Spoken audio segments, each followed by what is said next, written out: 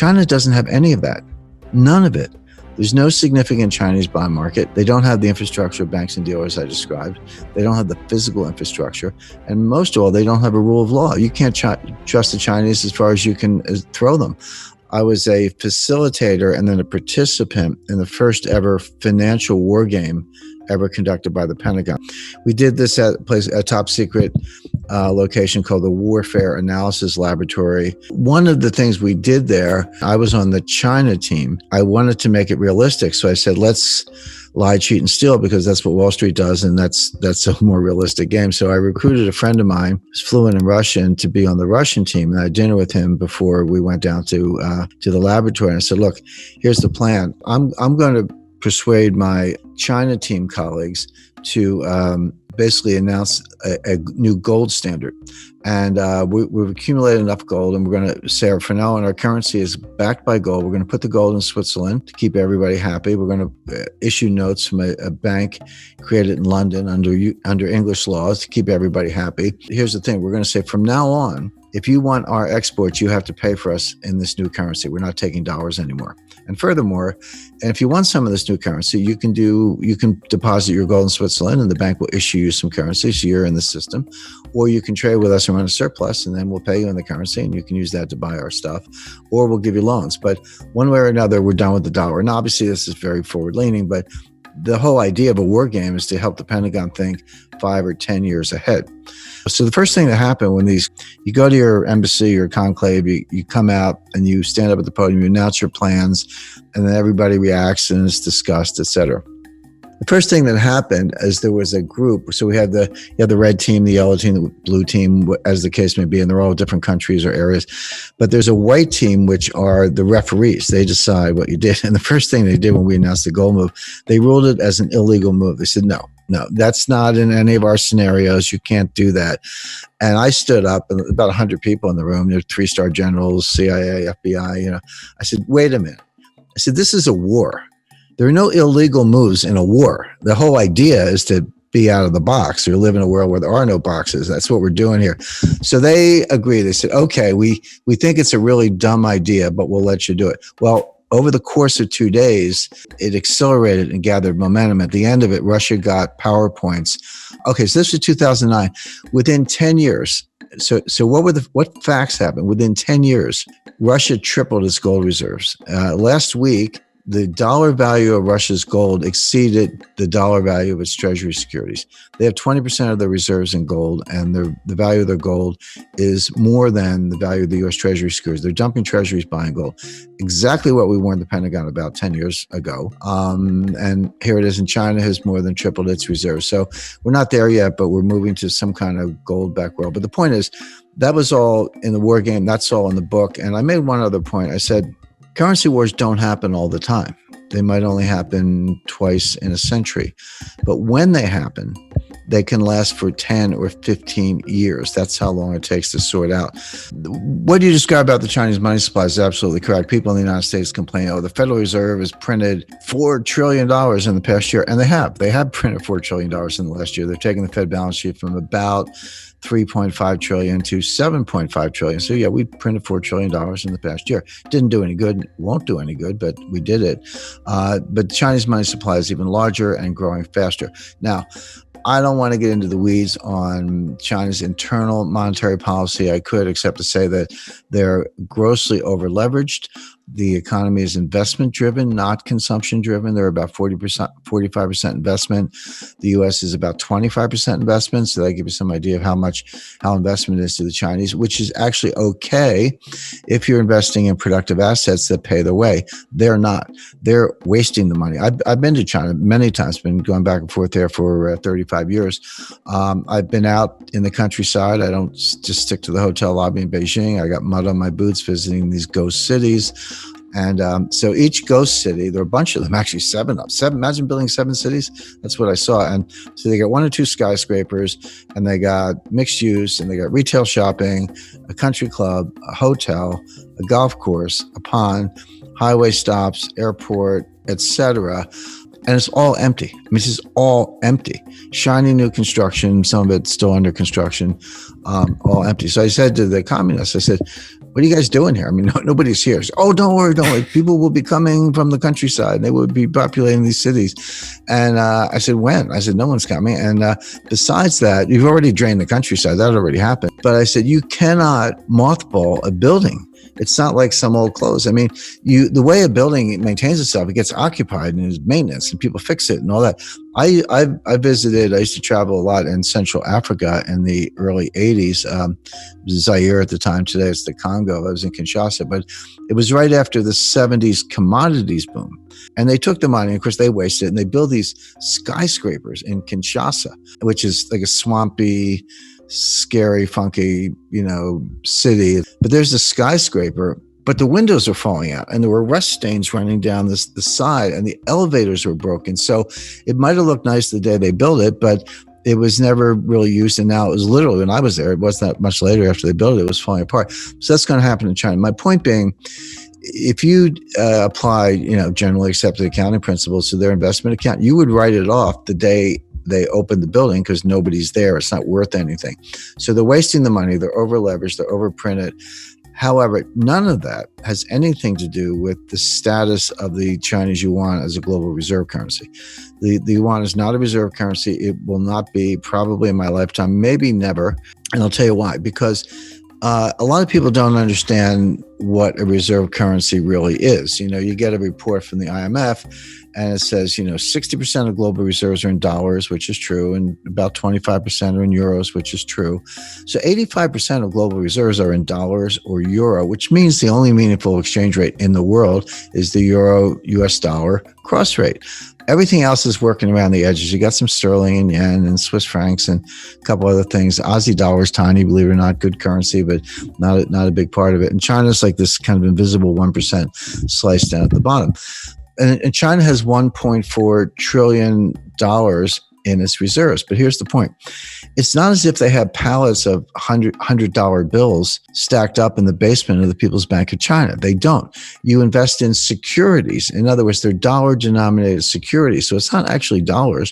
They're treasury bills, notes, and bonds denominated in dollars. So the thing that makes a reserve currency is not the currency, it's the bond market.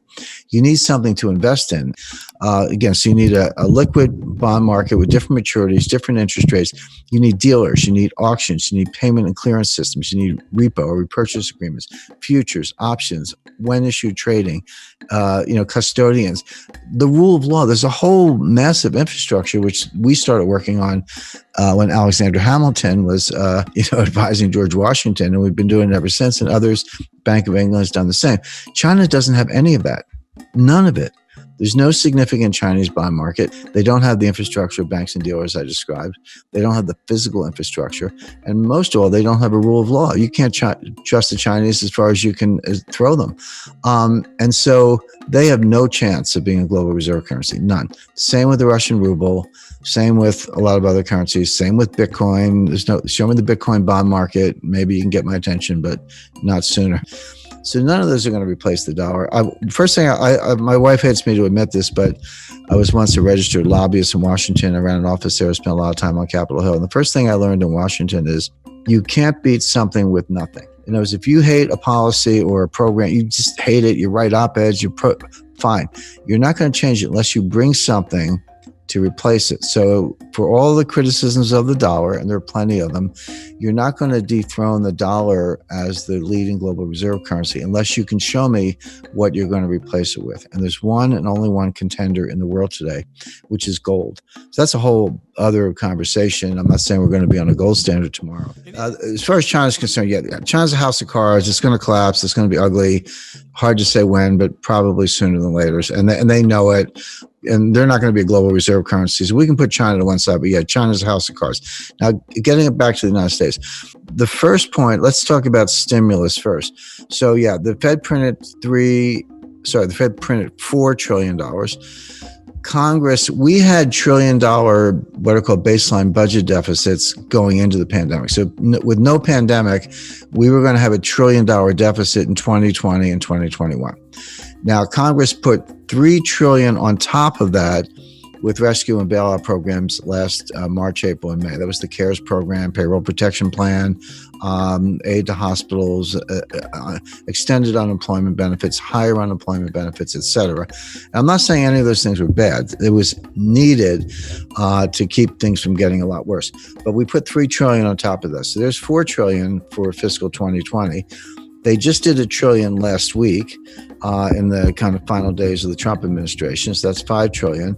And Biden has announced his plan. He's going to have a $2 trillion rescue bailout, so-called stimulus plan now. So that's $7 trillion plus the $1 trillion baseline for fiscal 2021. So there's $8 trillion in deficit spending in 2 fiscal years, $4 trillion of money printing by the Fed. Now, those are the numbers. That's not projections. That's baked in the pie. Just don't call it stimulus. It will have no stimulative effect. Does it, again, as I say, keep the lights on? Yes. Would just some people keep their jobs last spring because their employer got payroll protection plans? Yes. Did other people benefit from increased unemployment benefits? Yes. Was a lot of that necessary because things were in such bad shape?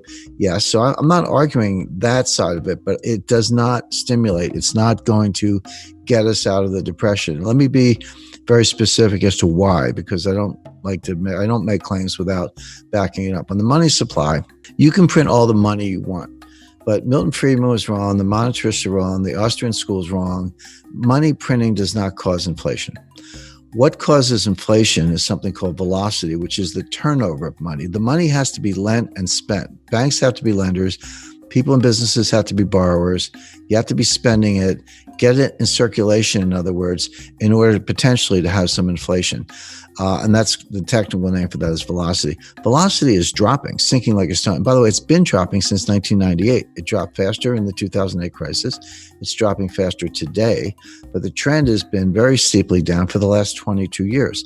And so, nominal GDP, so the dollar value of all goods and services, leaving aside inflation, that's what we mean by nominal value. Nominal value of gross domestic product is money supply times velocity. How much money is there and how much does it turn over? Multiply one by the other, and that's your nominal GDP. And I remind people that $7 trillion times zero is zero, meaning you can print the $7 trillion, but if you don't have any velocity, you don't have an economy. And so you can understand monetary policy is a desperate race between increasing money supply and declining velocity. One offsets the other so that you barely keep nominal GDP where it is. In fact, it's going to go down about 6 or 7%. We're not getting back to 2019 levels of output. If you take 2019 as your baseline, we're not getting back to 2019 levels till 2023 at the earliest. We're not getting back to 2019 levels of job creation, the number of people who have jobs, until 2025 at the earliest.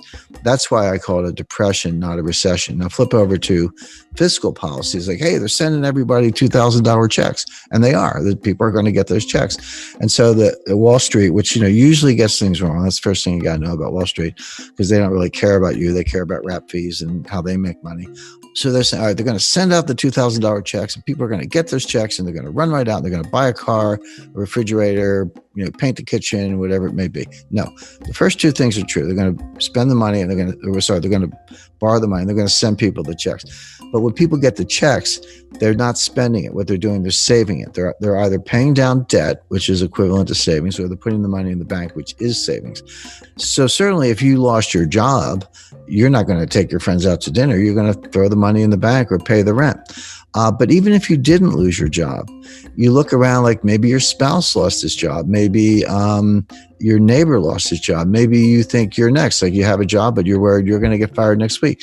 So you save it. And the name for that, economists call that precautionary savings, or, plain English, it's saving for a rainy day, except it's raining everywhere.